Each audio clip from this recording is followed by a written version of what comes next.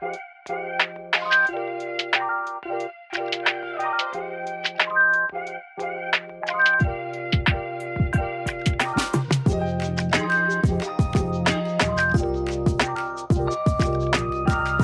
au Seigneur.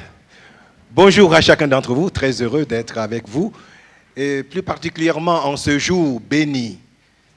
Je vous souhaite, pas seulement ce dimanche, mais que pendant plusieurs dimanches, eh bien, vous puissiez avoir ces moments bénis, où des pécheurs deviennent des enfants du Dieu vivant et vrai. Alléluia. Et quand votre pasteur, et d'ailleurs je veux bien te remercier Alain pour l'invitation, m'a dit que c'est aujourd'hui, en plus il y a un service de baptême, j'ai dit oh là là, qu'est-ce que tu as bien fait. S'il fallait venir à pied, je serais venu, parce que je bénis le Seigneur pour les journées de baptême. Nous allons ensemble découvrir une vérité à ce sujet. Et je crois que Dieu veut encourager la foi de ceux et de celles qui s'engagent. Nous encourager, chacun pour notre part, qui avons déjà vécu cette expérience, pour certains, il y a plusieurs années maintenant. Si je faisais un petit sondage, est-ce qu'il y a au milieu de nous quelqu'un qui est passé par là il y a plus de 20 ans. Ah, ben c'est formidable. Plus de 30 ans. Waouh. Plus de 40 ans. Ah, ben gloire au Seigneur. Alléluia. Et je peux encore dire, aller plus loin. 50 ans. Waouh. Gloire à Dieu. Alléluia. Le Seigneur Jésus-Christ ne change pas. Hier, aujourd'hui et éternellement, il continue à arracher les âmes à l'enfer. Il continue, à attirer à lui des hommes et des femmes pour les faire entrer dans son royaume éternel. Gloire à Jésus, qui depuis plus de 50 ans, 40 ans, 30 ans, 20 ans, vous avez dit. Et pour vous ce matin, il est le même qui vous attire par ses cordages d'amour. Que son nom soit béni pour toujours. Ah, ce n'est pas pour rien que nous aimons Jésus, que nous le chantons. Nous l'avons célébré de notre cœur, et votre pasteur l'a dit, nous ne l'avons pas fait assez d'ailleurs. Il était un peu frustré parce qu'il voudrait tellement qu'en ce jour, vous puissiez avec moi crier tellement fort que les murs tremblent.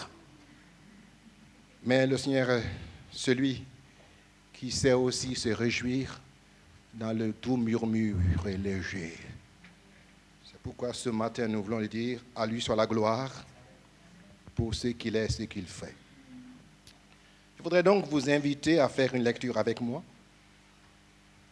Dans l'Évangile selon Luc au chapitre 15.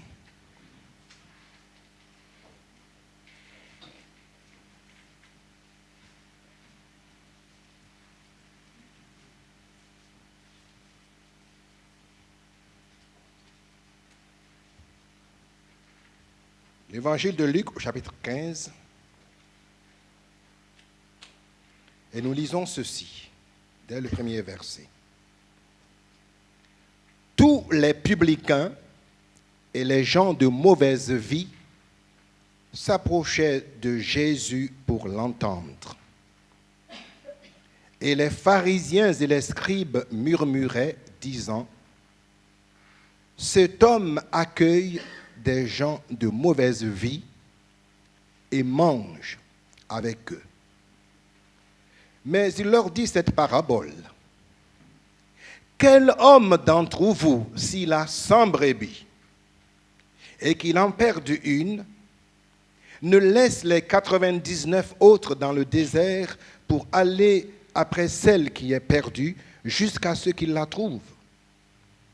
Lorsqu'il l'a trouvée, il la met avec joie sur ses épaules et de retour à la maison, il appelle ses amis et ses voisins et leur dit « Et réjouissez-vous avec moi, car j'ai trouvé ma brebis qui était perdue. De même, je vous le dis, Il y aura plus de joie dans le ciel pour un seul pécheur qui se répand que pour 99 justes qui n'ont pas besoin de repentance. Ou quelle femme, si elle a 10 drachmes et qu'elle en perde une, n'allume une lampe, ne balaie la maison et ne cherche avec soin jusqu'à ce qu'elle la trouve. Lorsqu'elle l'a trouvée, elle appelle ses amis et ses voisins et dit « Réjouissez-vous avec moi, car j'ai trouvé la drachme que j'avais perdue. » De même, je vous le dis, il y a de la joie devant les anges de Dieu pour un seul pécheur qui se répand. Amen. Ce matin, je voudrais que vous et moi, nous puissions nous arrêter sur cette déclaration de Jésus concernant la joie céleste.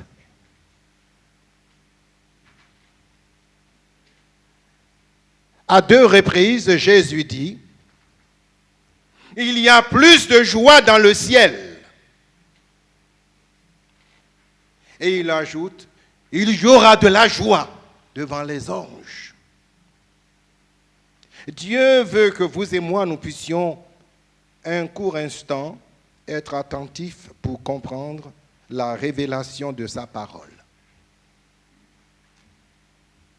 Quand Jésus parle de la joie dans le ciel, il est en train là de décrire et de montrer à ses auditeurs ce qu'est le but de sa mission terrestre. Ce pourquoi il a renoncé à la gloire éternelle pour accepter de se faire homme, et même un simple homme. Pourquoi il est venu pour souffrir comme jamais être humain n'a pu souffrir. Il est en train de dévoiler le secret du cœur de Dieu. Et ce matin, il est important que vous et moi, nous puissions l'entendre et que notre foi en ce Dieu-là soit affermie pour toujours. Jésus dit, il y a de la joie dans le ciel. Quand il est dans le ciel, ce n'est pas l'espace que vous et moi, nous pouvons regarder en levant la tête. Il est en train de parler de celui qui, au-delà du visible, dans l'invisible, au-delà des galaxies de notre planète, de notre monde, j'allais dire, celui qui est assis éternellement sur son trône. Il est en train, de révéler que dans les cieux, il y a là non pas une puissance impersonnelle. Il n'y a pas une intelligence supérieure, comme disent d'autres, mais qu'il y a là, dans le ciel, un être vivant qui a des sentiments. Alléluia. Il y a un être sensible. Et il dit, cet être, invisible certes, mais éternel, son cœur se remplit de joie lorsqu'un pécheur se répand. Lorsqu'une pécheresse se convertit. Béni soit le Seigneur. Donc ce matin, Dieu pour vous et moi, nous savons, c'est quelqu'un de réel et de vivant, qui n'a ni commencement ni fin, et qui de toute éternité, a aimé l'être humain, qu'il a créé à son image et selon sa ressemblance.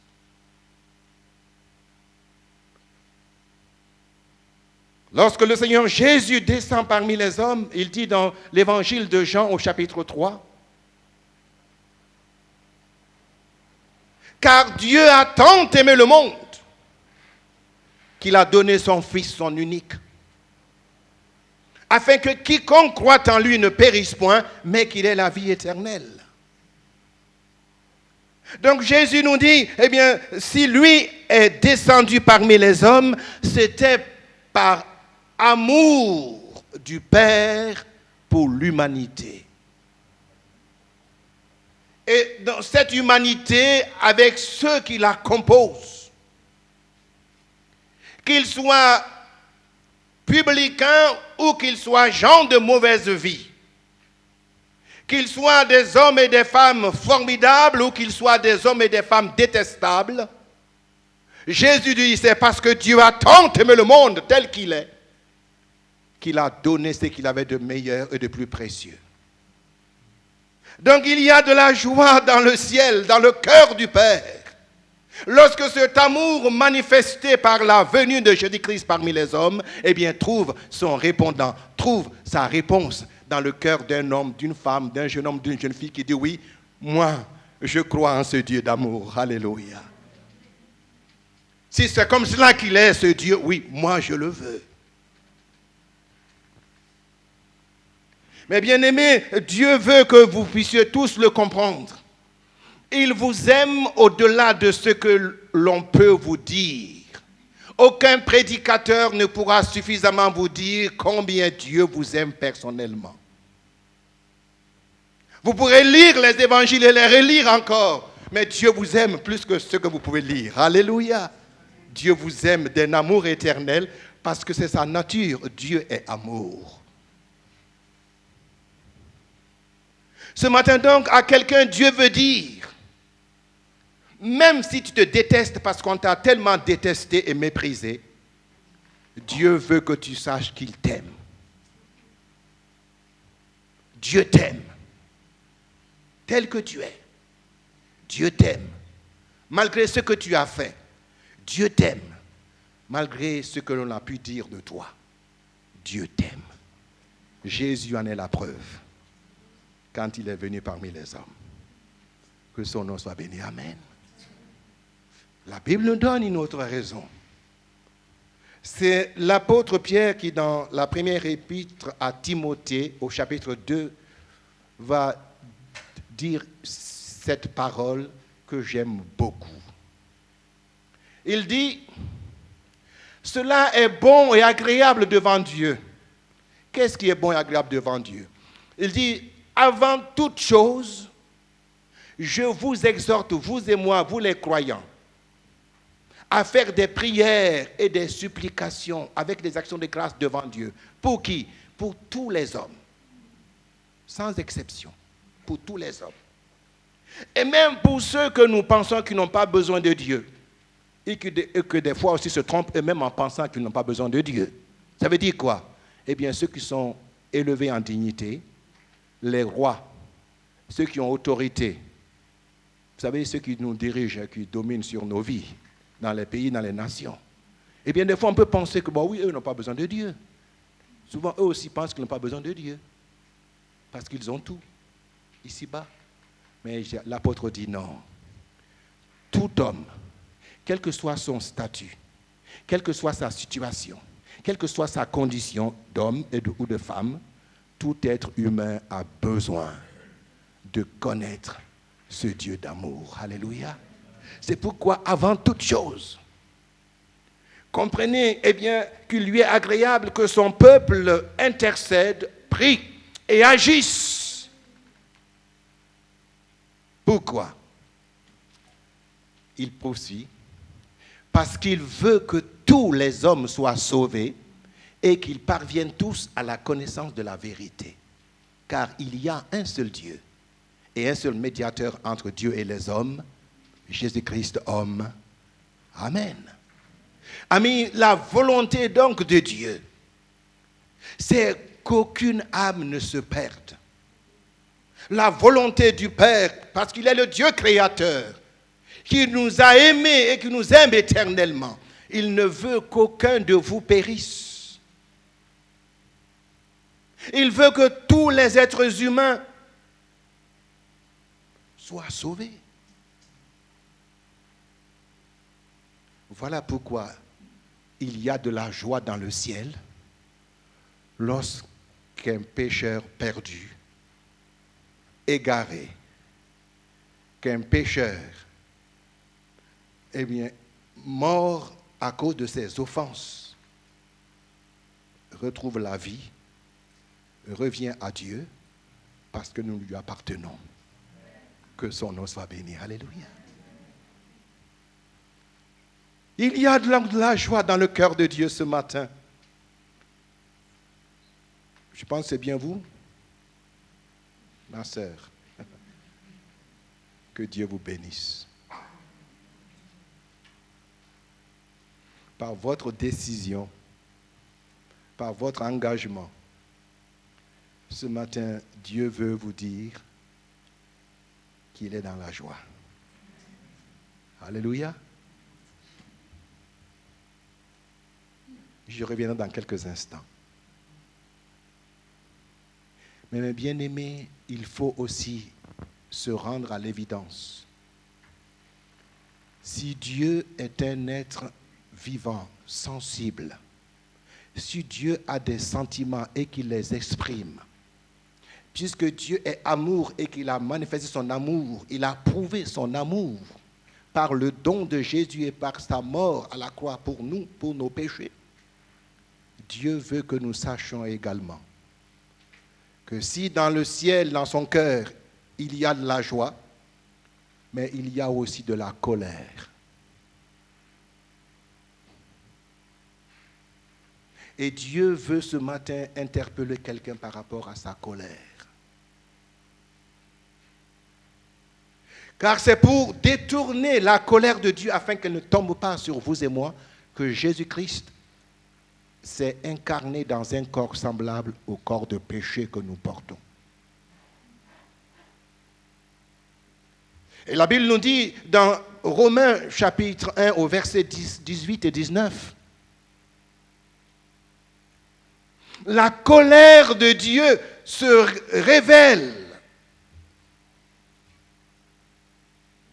du ciel contre toute impiété et toute injustice des hommes qui retiennent injustement la vérité captive, car ce qu'on peut connaître de Dieu est manifeste pour eux, Dieu leur ayant fait connaître. Amen. Qu'est-ce que ça veut dire? Le Dieu créateur qui a tellement aimé l'homme qu'il lui a toujours donné le meilleur. Alors, rappelez-vous, je ne sais pas combien de temps, il fallait me dire combien de temps j'ai, pasteur. Pas de souci. Bon, en plus il pleut, vous ne pouvez pas partir, donc restez. Voilà, bienvenue à ceux qui arrivent.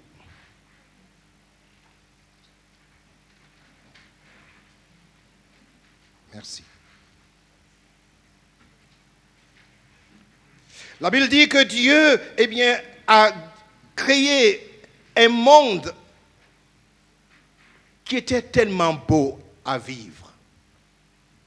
Et dans ce monde qui était merveilleux, cette terre qu'il a créée et que les astronautes encore continuent à nous dire que c'est la plus belle des planètes. C'est pas vrai? C'est pas moi qui le dis, parce que d'autres l'ont dit. Ils disent que quand dans l'espace vous voyez la terre, vous dites waouh, qu'est-ce qu'elle est belle. Et sur cette planète bleue, Dieu a préparé un lieu spécialement parfait pour l'homme et la femme, le jardin d'Éden, le jardin des délices, le paradis.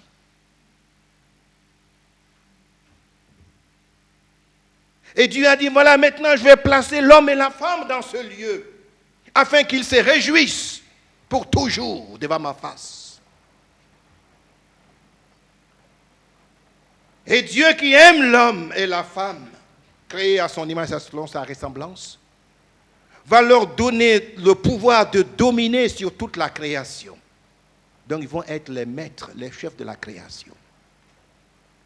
Il va dire, voilà, vous pouvez jouir pleinement de tout, sauf qu'il y a un arbre dont le fruit vous est interdit. Car si vous mangez du fruit de cet arbre, vous mourrez.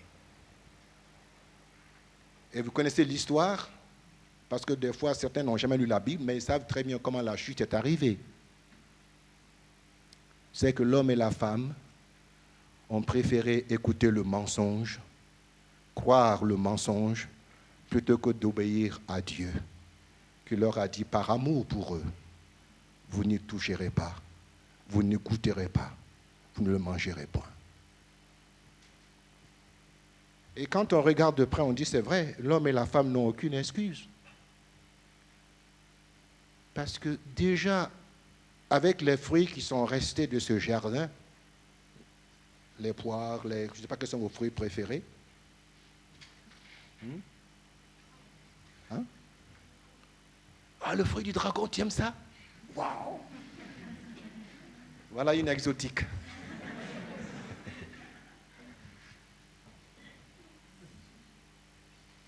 Et quel autre fruit? Oh, ben voilà, bon, j'ai compris. Ils sont en train de dire ce que moi je préfère. Mais ça veut dire, mes amis, que l'homme et la femme n'avaient aucune raison, de convoiter, de désirer ce fruit.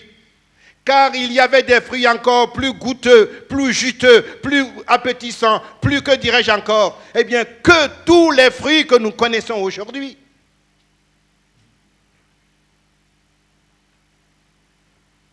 Mais ils ont quand même goûté aux fruits défendus, le seul qui était défendu. Alors on peut donc comprendre la sainte et juste colère de Dieu quand ils ont préféré écouter la voix du diable que d'obéir à la parole de leur Père, de leur Créateur, qui les a tant aimés. Il y a donc cette colère de Dieu.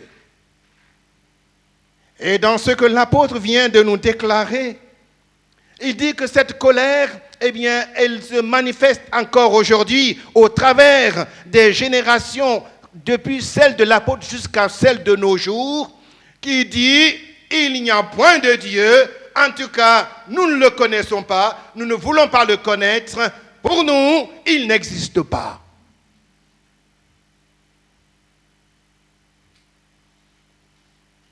Vous savez que ça fait mal. Un jour, un jeune homme avait quitté la campagne et était venu à la ville, chez son grand-père. Et il a commencé à prendre les habitudes de la ville. Et quelque temps après, un jour arrive une dame, une voyageuse. Elle était venue pour voir son oncle, qui était donc le grand-père de ce jeune homme. Et donc, elle avait dit au chauffeur, tu m'amènes chez monsieur Untel. Ah oui, tout le monde connaît chez monsieur Untel. Et donc, il l'amène, la voiture s'arrête et les enfants courent pour aller. Ah, qui est là, qui arrive? Bon, c'est une dame qui était là. Elle dit, voilà, est-ce que votre papa est là? Je suis sa nièce. Ah bon, d'accord, bien, viens, il est là. Et parmi tous les enfants qui ont accouru, il y avait son propre fils. Et nous, on a dit, mais attends, mais c'est qui cette dame? Il dit, je ne la connais pas.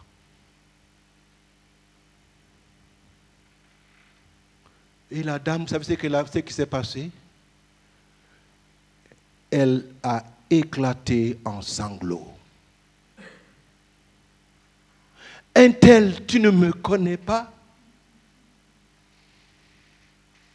Tu ne me connais pas? Parce que voyez-vous, il avait honte d'elle. Lui, maintenant qu'il pensait qu'il était devenu civilisé, une pequenote lui faisait honte pour dire que c'est là sa mère. C'est pour qu'elle a dit, je ne la connais pas. Ceci pour que vous puissiez comprendre combien le cœur de Dieu pleure quand les êtres humains disent « il n'y a point de Dieu ».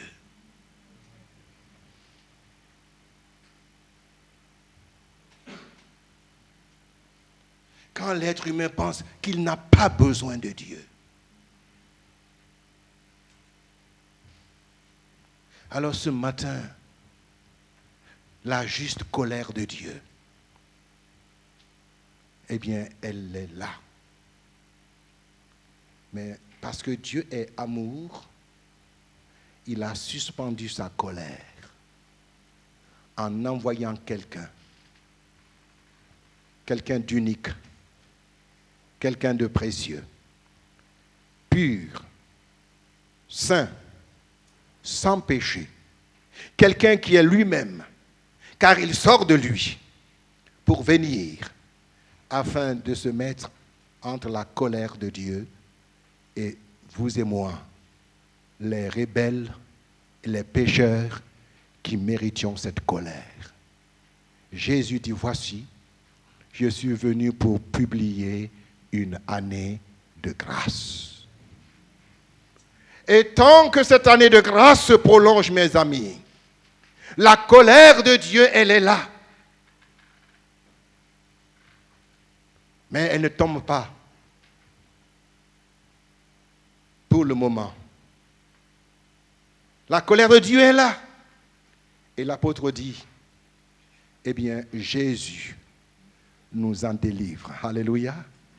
Car le châtiment qui nous donne la paix est tombé sur lui, afin que vous et moi, nous ne venions plus jamais en jugement devant l'Éternel, et qu'ainsi sa colère soit détournée. Que son nom soit béni. Alléluia. Amis, même si vous ne croyez pas en Dieu, c'est votre droit et votre liberté. Liberté chérie dans ce pays de France. Ma liberté, ma liberté. Chacun est libre. Mais ce qui est sûr, c'est que l'amour de Dieu est éternel. Mais sa colère aussi demeure.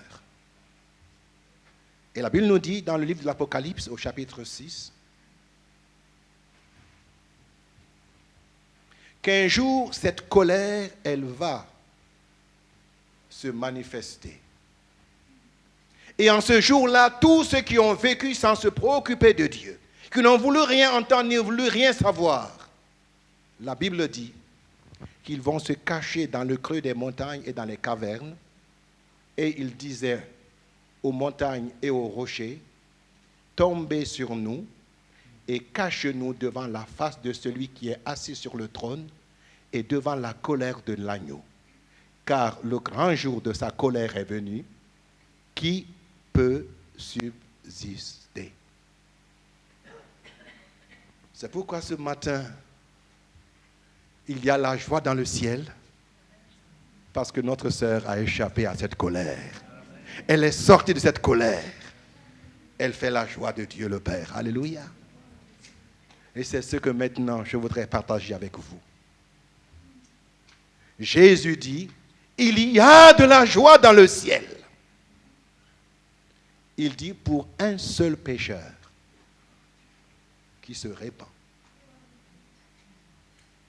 Ça veut dire en d'autres mots, si je paraphrase, il y a de la joie dans le cœur de Dieu le Père. Il y a de la joie, eh bien, devant ces anges qui se réjouissent, parmi ces anges qui se réjouissent devant Dieu, qu'ils servent éternellement avec efficacité. La Bible dit que sur terre, le pécheur qui se convertit, le pécheur qui décide de se repentir pour reconnaître, accepter Jésus-Christ comme Seigneur et Sauveur, il devient le sujet de cette grande joie. Alléluia. Amen. C'est pourquoi le pasteur vous l'a dit et il avait raison. Vous ne comprenez pas combien tellement Dieu vous aime, qu'il voudrait vous voir heureux, joyeux. Je ne sais pas si le pasteur, peut-être quelqu'un d'autre qui l'a dit dans sa prière. Même si vous ne voyez pas, même si vous ne ressentez pas, mais Dieu vous aime tellement que ce matin, il voudrait dire à chacun de vous, mais vous n'avez pas compris que je vous aime tellement que je vous ai gravé dans ma main. Vous ne savez pas, je vous aime tellement, eh bien, que j'ai tout donné pour vous. Je vous aime tellement que je veux que là où je suis, vous y soyez également. Je vous aime tellement que je désire le meilleur pour vous. Alléluia. Et voici quelle fait la joie du Seigneur ce matin. Et Dieu dit que tu fais sa joie parce que l'apôtre écrit dans l'épître aux Thessaloniciens, au chapitre 1, au verset 9 et 10.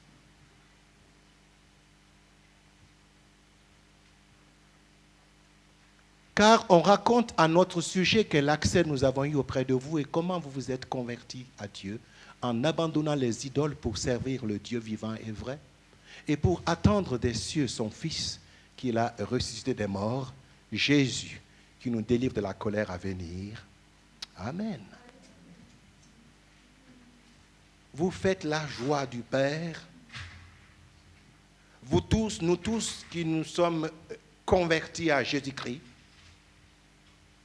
parce que nous avons décidé, après avoir entendu l'Évangile et avoir cru dans ce message d'amour de Dieu, nous avons décidé, oui, de faire le choix d'abandonner tout ce qui autrefois, dans nos vies, prenait la place de Dieu. Notre moi, nos désirs, nos préoccupations, notre indifférence, notre insouciance et tout le reste. Tout ce que l'être humain met à la place de Dieu est une idole.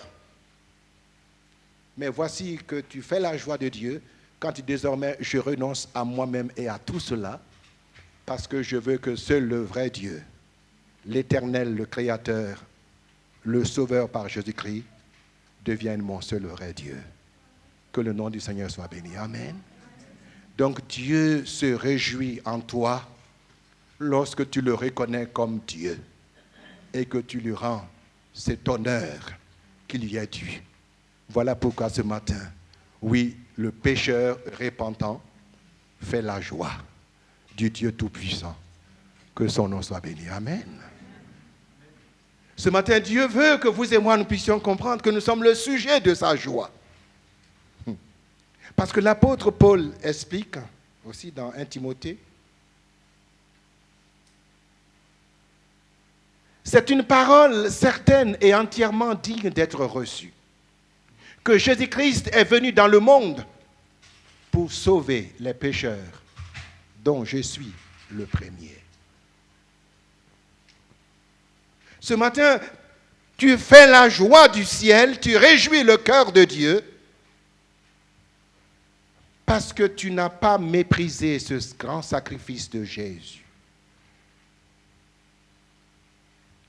Tu n'as pas écouté l'évangile par une oreille pour la laisser sortir par l'autre en disant, bon oui, c'est un message, c'est une parole d'homme.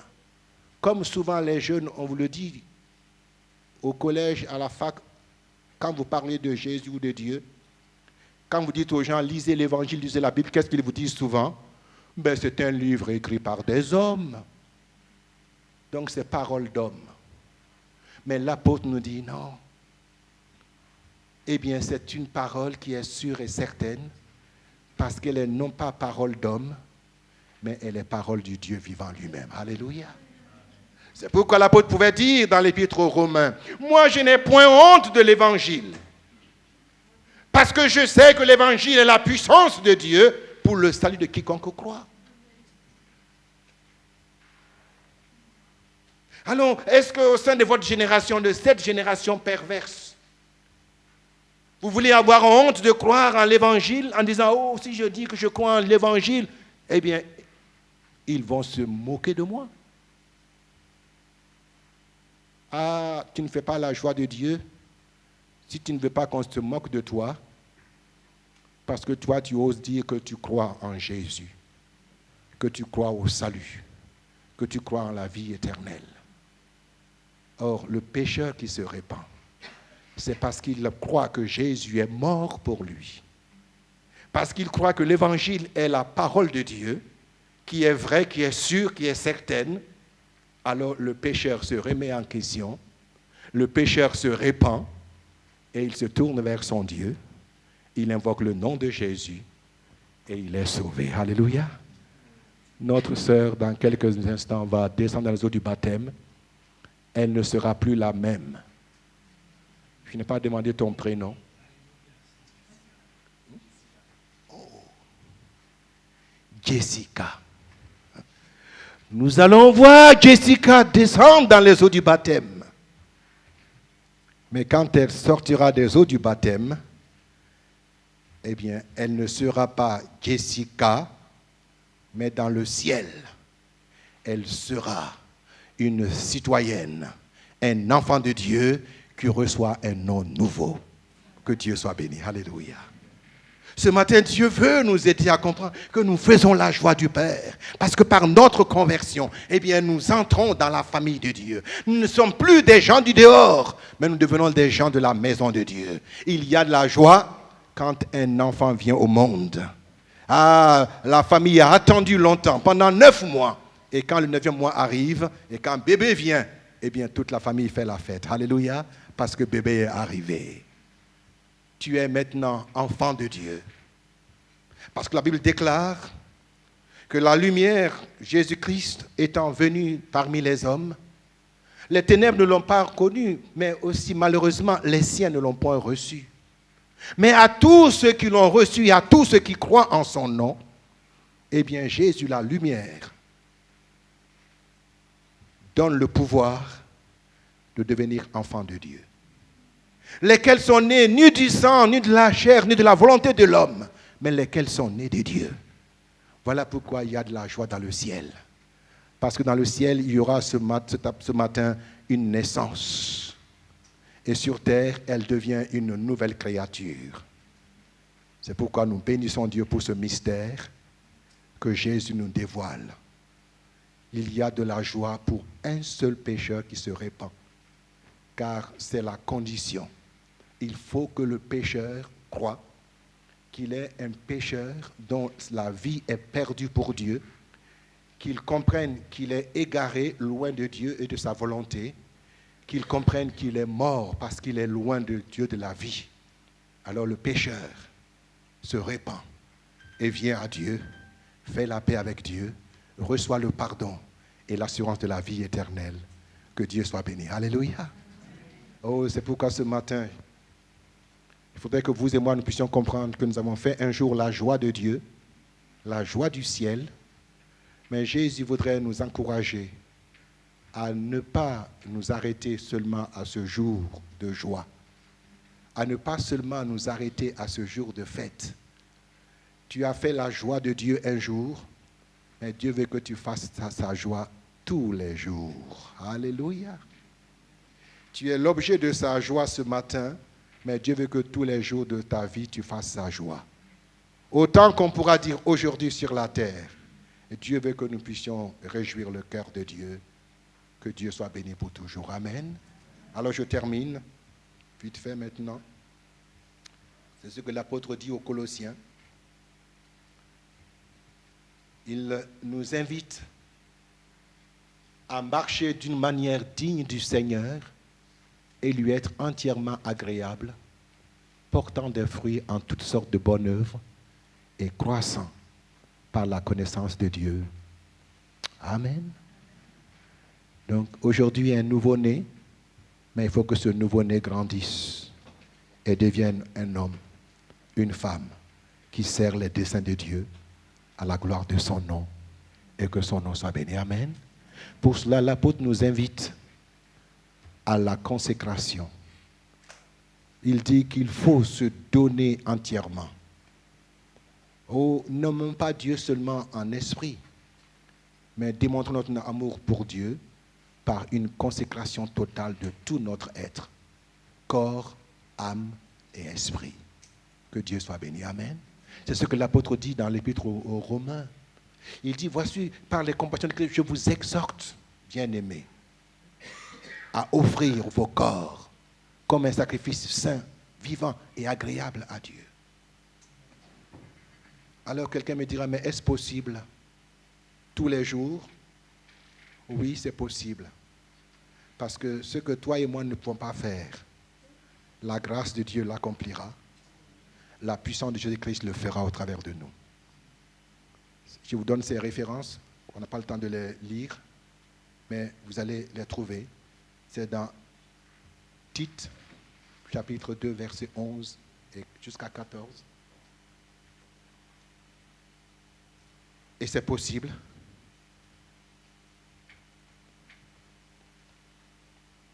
Parce que Dieu veut que vous et moi, nous puissions comprendre que la grâce, elle est différente de la loi.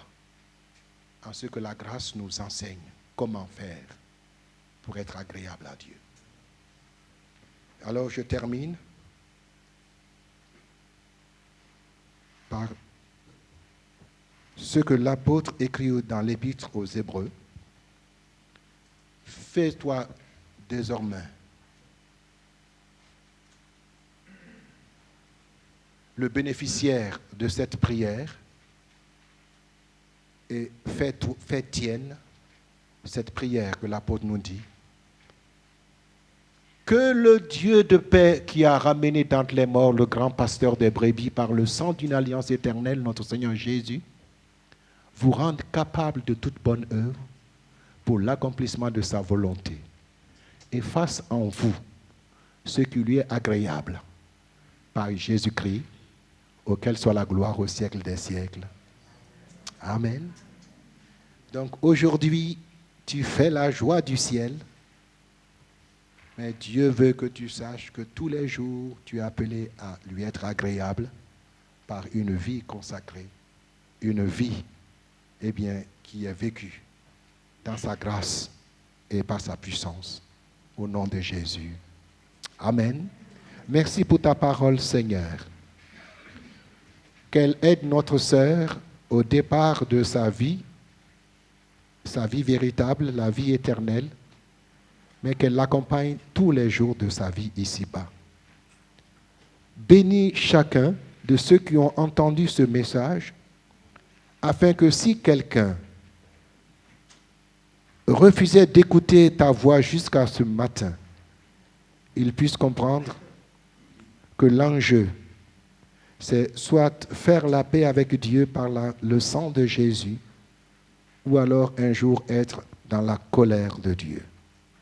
Afin que ce matin, le pécheur ne s'endurcisse pas dans son indifférence et dans son refus, mais qu'il vienne à toi pour se repentir.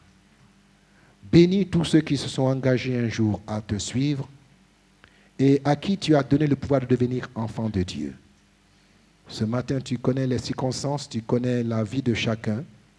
Viens au secours de celui ou de celle qui a besoin d'être renouvelé, fortifié dans sa foi, dans sa communion avec toi, par la puissance du Saint-Esprit au nom de Jésus.